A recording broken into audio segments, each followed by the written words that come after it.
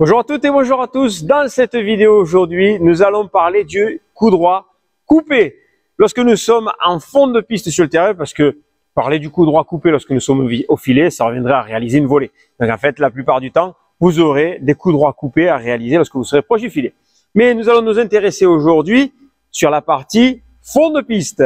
Quand est-ce que nous pouvons utiliser un coup droit coupé? Alors dans une vidéo précédente que je vous invite à regarder, nous avons parlé du revers coupé qui s'utilise bien plus souvent que le coup droit coupé. Mais aujourd'hui, nous allons nous concentrer sur ce coup droit coupé. Alors, vous allez voir, ça va être très rapide. J'espère que vous allez pouvoir me suivre rapidement et vous allez comprendre très vite qu'en fait, suivant la préparation que vous avez, vous allez pouvoir réaliser un coup droit coupé ou non. Dans une vidéo précédente également, nous avons parlé du coup droit normal avec la préparation basse. D'accord? Donc, si j'ai une préparation de raquette basse et non haute, je vais pouvoir partir avec un coup droit à plat. On est d'accord? Avec une préparation basse, est-ce que je peux partir en coupé? C'est difficile. Ok? Donc, il y a très peu de personnes. Alors, il y a beaucoup de gauchers, par contre, qui sont capables de faire ça. Parce que les gauchers, je ne sais pas qu'est-ce qui s'est passé dans leur anatomie, mais en fait, souvent, les gauchers sont capables de faire des coups extraordinaires.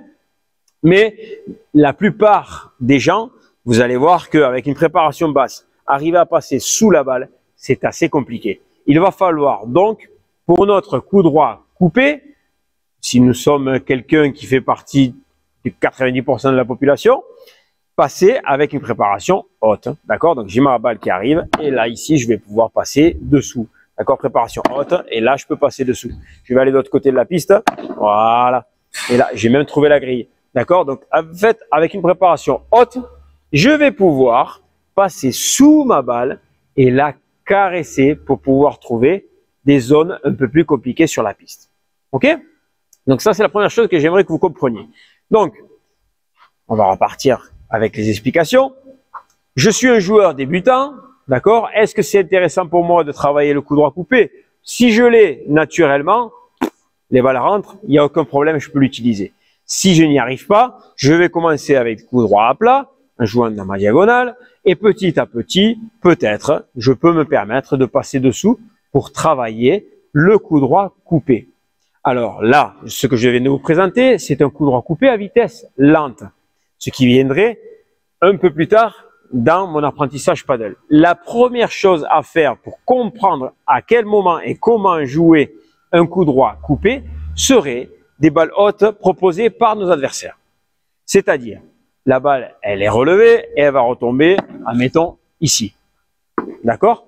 C'est une balle haute qui rebondit et que je ne vais pas pouvoir frapper à plat. Si je la frappe à plat, il va y avoir un rebond qui va être très haut sur la vitre en face et donc certainement les adversaires vont arriver à la défendre. Alors que si je passe avec un coup droit coupé, je vais peut-être y mettre moins de vitesse. Je peux frapper fort bien sûr, mais je peux y mettre moins de vitesse et ce qui va se passer, c'est que ça va difficulter la défense des adversaires avec un rebond qui va rester proche du sol. D'accord? Donc, préparation haute, comme je vous disais. Donc, la balle, elle arrive. Préparation haute. Là, je suis hors caméra. Donc, préparation haute ici. D'accord? Et ici, je vais pouvoir passer dessous et couper ma balle. Je ne force pas. Je comprends bien ce mouvement de je lève ma raquette et je passe dessous et je vais pouvoir ensuite accompagner vers l'avant. OK?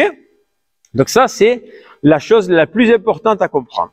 La préparation de raquette, donc basse pour un coup droit plat, et dès que je veux passer un coup droit coupé, clac, je lève ma tête de raquette et je vais pouvoir passer dessous. Ok? Bien.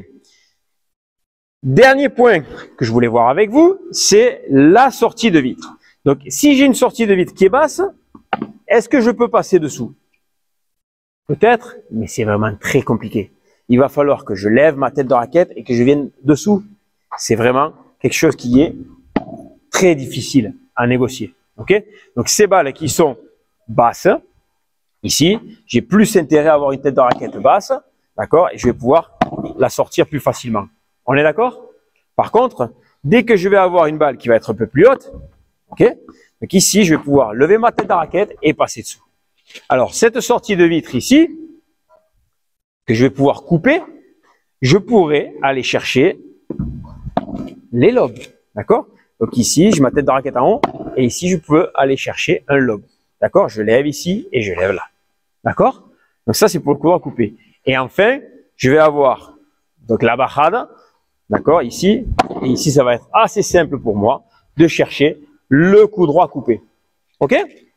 Donc, dernier point que je voulais voir aussi, c'est que ce coup droit coupé s'utilise, si on reprend de façon directe, d'accord, des balles qui ne prennent pas la vitre, avec un rebond qui est haut ici, donc j'ai ma raquette en haut, je peux venir pousser, ok?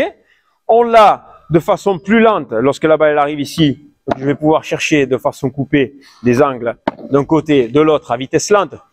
Ce jeu qui s'utilise beaucoup aujourd'hui, hein, de jouer la chiquita de façon directe pour pouvoir mettre sous pression. On a parlé des sorties de vitre, mais qui étaient légèrement hautes, d'accord, que je peux venir également en chiquita, d'accord, ou ici en lobe, comme je vous disais, ça c'est coupé. Et la dernière chose, le dernier point, ce sont les lobes coupés, mais de façon directe. C'est-à-dire que la balle elle arrive vers vous, donc vous préparez ici, et vous pouvez aller chercher le lobe coupé.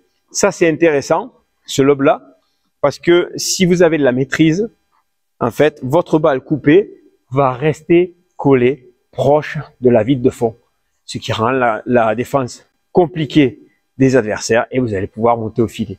Si vous regardez à un niveau professionnel, eh bien très souvent, en coup droit, ils font des lobes de façon coupée. Et alors, en fait, ce lobe coupé aussi, il rend, donc si les adversaires laissent passer la balle, eh bien la balle, comme je vous disais, va rester proche de la vitre derrière. Et s'ils jouent une bandeja, elle a tellement d'effet, cette balle coupée, qu'il faut que eux, en face, avec leur bandeja notamment, ils mettent plus d'effet que ce que vous le donnez à la balle. Sinon, leur balle, elle va plonger, elle va tomber dans le filet.